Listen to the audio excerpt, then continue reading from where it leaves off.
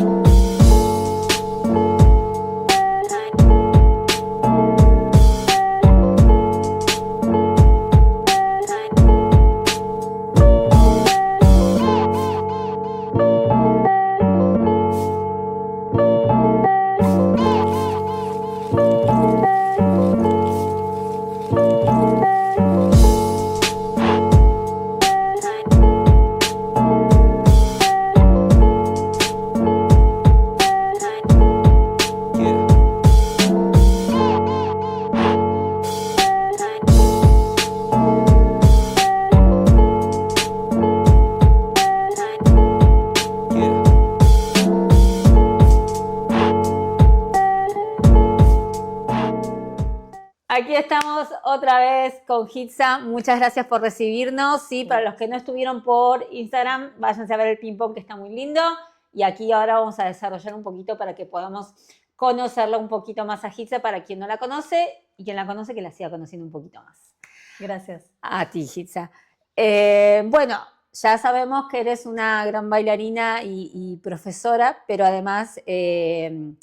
para los que no saben, Hitza también es una profesional en el área de la psicología. Entonces, una de las preguntas que a mí se me viene a la cabeza, y yéndonos un poquito para atrás en el tiempo, es esa Hitza adolescente ya terminando sus estudios. ¿Cómo fue definirte por una profesión? ¿O qué fue la danza, la psicología, ambas? ¿Cómo surgió? Bueno, mira, justamente cuando empecé a hacer la carrera de psicología, yo recién acababa de conocer la danza del vientre, o sea que fue justamente como entrar a las dos áreas para explorarlas. A lo largo de la carrera de psicología me planteé incluso dejar psicología para dedicarme de pleno a la danza y hacer una formación más de danza contemporánea que sustentara todo lo que quería hacer después de danza árabe, pero la psicología me atrapó también y no quise abandonarlo. Creo que fue una buena decisión. No, y además se complementa muy bien, o sea, sí. No es como otra profesión, como decir, no sé, arquitectura, otra cosa Sí. como un poco más pragmática, sino que es algo que sí... Que se pueden enlazar. Que lo podías enlazar. Que de hecho ese ha sido como mi objetivo desde entonces. Venirme aquí a España para mí fue justamente encontrar como este puente entre la psicología y la danza. Estudié el máster en danza terapia. Y esto es lo que me abrió como una ventana diferente, porque es verdad que la psicología, a pesar de que es una carrera muy amplia, no toca el área del movimiento. Tuve que buscar como esta especialidad para buscar cómo fundir la psicología en una parte más de danza o de movimiento orgánico. Hacer el máster aquí me abrió la mente por completo, me hizo ver mi propia danza desde una perspectiva diferente. Entender también la parte de la docencia como desde otro punto, ¿no? Como mirar a las alumnas desde un prisma mucho más integral, más que desde una cuestión como técnica específica de un movimiento exacto, ¿no? Sino comprender por qué la persona a lo mejor no llega a ciertos movimientos o por qué no consigue memorizar tales cosas. Sí, porque uno tiene ciertos bloqueos, porque bueno... Bloqueos corporales. Claro, afortunadamente, digamos, hoy en día ya se abrió un poco más esa rama, pero antes no, antes o era psicología o danza, o sea, ahora sí que se escucha mucho más todo esto de danza terapia o cómo la gente canaliza, digamos, sus emociones a través de la danza, pero digamos que hace unos años todavía no estaba tan en boga toda esta cuestión, así que bueno, para mí fue, digamos, es una muy buena lección que hayas decidido poder seguir teniendo la posibilidad de seguir con ambas carreras. Sí, para mí fue como, incluso me parecía la propuesta del máster en danza, movimiento, terapia, me era como muy raro poder verlo, ¿no? Solo tenía oportunidades de hacerlo en Inglaterra, en Argentina o en Barcelona. Y era como algo muy innovador en ese momento que estaba comenzando a tener fuerza, que ahora está como súper abierto, no solamente en danza, movimiento, terapia, sino biodanza y otras formas de abordar la danza desde una cosa como más psicológica, como bien dices tú. Entonces sí, para mí fue como la decisión perfecta poder tener este Ambas. máster que me hace ahora ver la danza desde otra manera. Claro, que incluso todo lo que has estudiado tú a nivel teórico con psicología, lo pudiste como poner, digamos, como en un casillero, entre comillas, de cuando hiciste, digamos, seguramente este máster, porque claro, en la teoría uno tiene un montón de cosas que quizás luego cuando tiene que aplicar a una cuestión práctica o una cuestión de movimiento, no siempre es sencillo. Sí, sí, sí, sí. Y una otra, ya sabemos, bueno, que ella es mexicana, hace mucho que vive aquí en Barcelona. ¿Cómo sentís que influyó tu experiencia de emigrar de México a Barcelona en tu identidad artística o en tu identidad como bailarín y como profesora? Es una pregunta interesante. Yo creo que esto es una cosa que tardé en cuestionarme. O sea, creo que cuando uno migra, y a lo mejor puede ser que compartas conmigo la opinión, pero creo que cuando uno migra, al principio se activa como un mecanismo de supervivencia, Sí, claro. ¿no? De adaptación. Entonces, hay, a pesar de que yo tuve muchos espacios de reflexión y de soledad y de tiempo libre, ¿no? Porque no podía encuadrar tantas cosas, no podía hacer todo lo que quería hacer, no me cuestionaba cómo mi identidad iba a suponer un cambio aquí o una influencia o una forma de ver la danza, sino que me adapté como a la situación. Claro. Intenté buscar la forma de hacer todas las clases de danza que podía, intentar complementar la formación que tenía con el máster, con mi propia formación artística, pero sí creo que a lo largo de los años, mira que han pasado años desde que llegué a España, creo que a lo largo del tiempo me he dado cuenta que hay una parte como de mis raíces que me gusta siempre como remarcar, ¿no? O resaltar, y que no sabría decirte si exactamente está en mi movimiento, porque no podría decirte cómo me muevo de esta manera porque soy mexicana o porque he migrado, porque soy de una manera, pero sí creo que la forma en la que yo he conectado con mi danza, con mi movimiento, con mi forma de entender la danza, con la forma de entender a las alumnas y de hacer una comunidad, tiene mucho que ver con ese desapego que una tiene que vivir inevitablemente. No, sí, por supuesto. Que te rompe, ¿sabes? Sí, es como que uno, por más que también, yo también hace muchos años que estoy aquí en Barcelona y uno es como que no se termina sintiendo de ningún lado, porque es como que uno cuando va a su país de origen ya uno ya no se siente que es de allí, pero tampoco puede decir que yo voy a Argentina y no puedo dejar de decir que soy argentina, pero tampoco ya me siento que tenga esa identidad, pero estoy aquí en España y tampoco es que me sienta española. Sí. Entonces sí es como algo bastante complejo, pero creo que esto que tú dices también, no que lo hayas plasmado quizás en tu danza, pero sí quizás en tu forma de desarrollarte artísticamente. Y bueno, justamente con esto tiene un poco que ver con la pregunta que sigue, que bueno, tenés un montón de espectáculos que siempre a mí me interesan muchísimo porque tienen no es solamente un espectáculo de danza como tal, sino que tienen una historia, tienen personajes, tienen un hilo conductor. Bueno, uno de los que a mí más me gustan es este que se llama Tonali, que tiene mucho que ver con cómo es el traspaso de una persona desde que muere hasta que llega hasta su punto. Y creo que también ahí lo has podido plasmar muchísimo. Sí. Y la pregunta con respecto a este tema es, a veces la danza oriental o el belly dance suele tener como una especie de etiqueta, nos etiquetan malamente o lo sexualizan o X. Entonces, ¿cómo haces para estos espectáculos que tú creas con tanta historia, con personajes, con un trasfondo muchas veces social?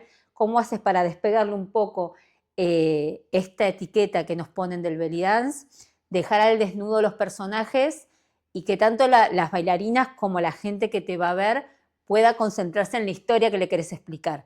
Porque si bien yo he visto los espectáculos y les pones música o hay veces que los fusionas con otras danzas, no deja de tener un gran porcentaje de danza oriental. Sí. Entonces, lo que a mí me interesa saber es esto, cómo haces para sacar, como para desnudar a las bailarinas y al preconcepto del público y decir, vale, sí, esto va a tener un poco de danza oriental, pero yo te quiero contar esta historia. Sí. Bueno, yo, claro, cuando comencé a hacer espectáculos, iba con una visión muy de danza oriental, mucho Sí, más como cerrada. todas, sí. Pero realmente yo creo que lo que me llevó y lo que me empujó después, justamente, me gusta esta palabra que utilizas como desnudar, ¿no? Porque me sentía como un poco limitada a la hora de crear coreografías, a la hora de querer mandar como un mensaje específico y de ceñirme a una idea y a un guión. Comencé a darme cuenta que tanto la música como el movimiento comenzaba como a limitarme de cierta manera, ¿no? Entonces es ahí donde yo comencé a fusionar con otro tipo de movimiento, eh, pero nunca quise que perdiera como esta esencia de la danza oriental, porque al final creo que este es mi lenguaje. O sea, yo no soy especialista en danza contemporánea, ni en jazz, ni en clásico, ni en nada. He tocado, he fusionado, he trabajado en muchas de estas disciplinas, pero nunca ha sido como mi especialidad, ¿no? Entonces, sí que me gusta como justamente poner ciertos movimientos que te inviten a pensar en otra cosa, que te saquen incluso de la danza oriental, porque a momentos hay espectáculos que ves y que se alejan de lo que puede ser la danza oriental, pero siempre hay un rastro que vuelve, ¿no? Siempre hay como una huella en el cuerpo de las bailarinas y de la música, de la narración, de la narrativa, que te permite como volver a esta parte de la danza oriental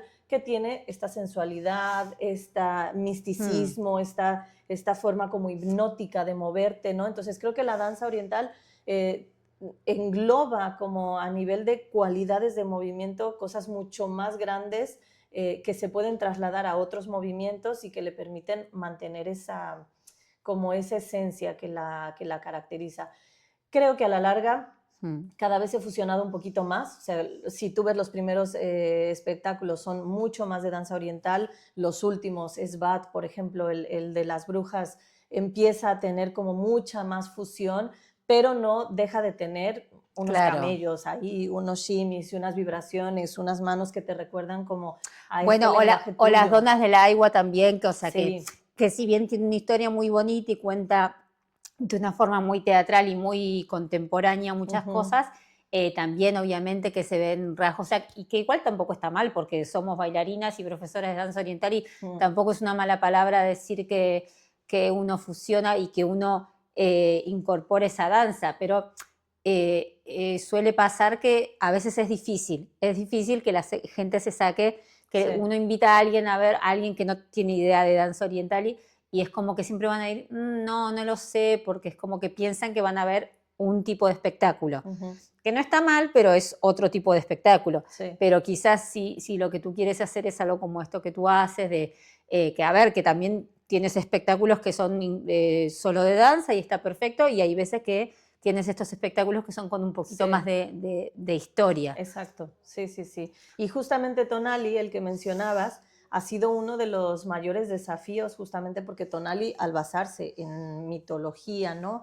En toda la parte mexicana, ¿no? De la muerte de los dioses, yo intenté contactar con movimientos muy de danza prehispánica de México y justamente fue uno de los espectáculos que empezó a hacerme como mucha más ruido mental de decir, bueno, es que ya no estoy haciendo belly dance al 100, estoy metiendo muchas cosas que no quieren entender. Bueno, pero si vuelvo a meter aquí esto, a lo mejor puedo volver a rescatar esta parte. Entonces, Tonali sí que fue un parteaguas en muchos sentidos, pero además a nivel de lenguaje fue el que me hizo cuestionarme como, bueno, no pasa nada, puedes salirte de la danza oriental, 3 coreografías y luego volver con una mano, con un círculo de pecho, con una vibración y luego volver a desconectar. No, y además que eso también el público lo agradece porque es como que lo que nos sucede mucho en muchos espectáculos, y yo siendo bailarín y tal, y a mí que me encanta la danza oriental, hay veces que uno dice, a veces ves espectáculos que se te hacen eternos, entonces cuando están este tipo de shows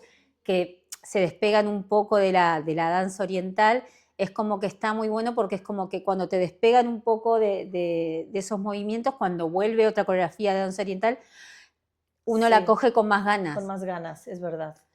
Así que te hago última pregunta y no te robo más tiempo porque pobre Hits, estamos aquí en su escuela y ahora tiene que regresar a dar clases. Digamos, desde la danza como herramienta transformadora, ¿qué pensás que la danza oriental le puede aportar al bienestar emocional de una persona? Bueno, aparte de todos los beneficios que da la danza en general, que se saben, que se conocen a nivel de memoria, ¿no? A nivel de físico, a nivel de estrés, a nivel de ansiedad, a nivel, bueno, todos estos beneficios, yo creo que la danza oriental específicamente sí moviliza algo interno en la mujer, ¿no? Que yo no sabría definir exactamente porque tampoco creo que a todas nos mueva lo mismo. Seguramente. Es algo que no comparto siempre como, bueno, es que todas nos empoderamos, bueno, es que todas sentimos esta feminidad y esta sensualidad. No, yo creo que hay una cosa más de reafirmación, como de búsqueda, ¿no? Interna. Y creo que la danza oriental te permite como explorar en terrenos que a lo mejor en otras danzas no se abren tanto, no por nada en específico, sino por el estilo. Pero creo que la danza oriental te confronta con una tú misma, ¿no?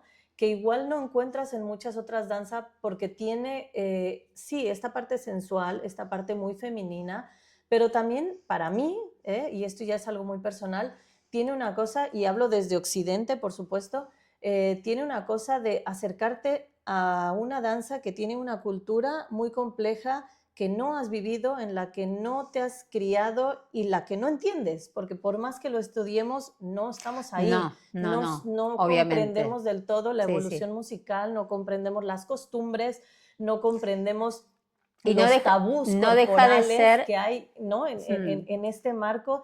Y creo que ahí entra como una parte también como moral y de cuestionamiento de cómo es mi cuerpo, qué quiero hacer con mi cuerpo, hasta dónde hay ese paradigma en esa visión, en mi visión, en la visión de la gente que me rodea. Hay como un cuestionamiento bien interesante.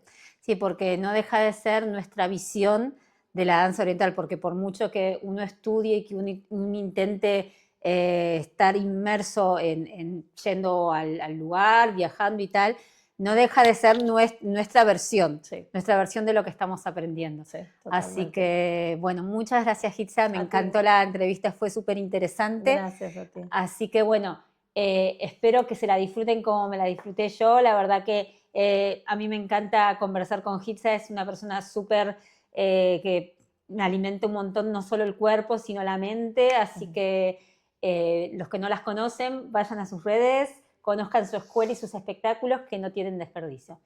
Muchas gracias a todos. Chao, chao. Y hasta la próxima.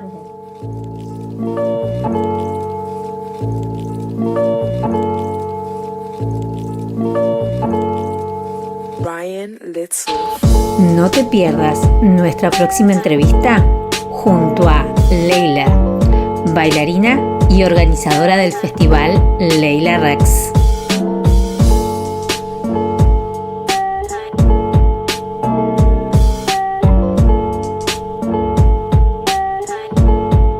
Si te gustó nuestro contenido, dale a la campanita, comenta, comparte y dale like.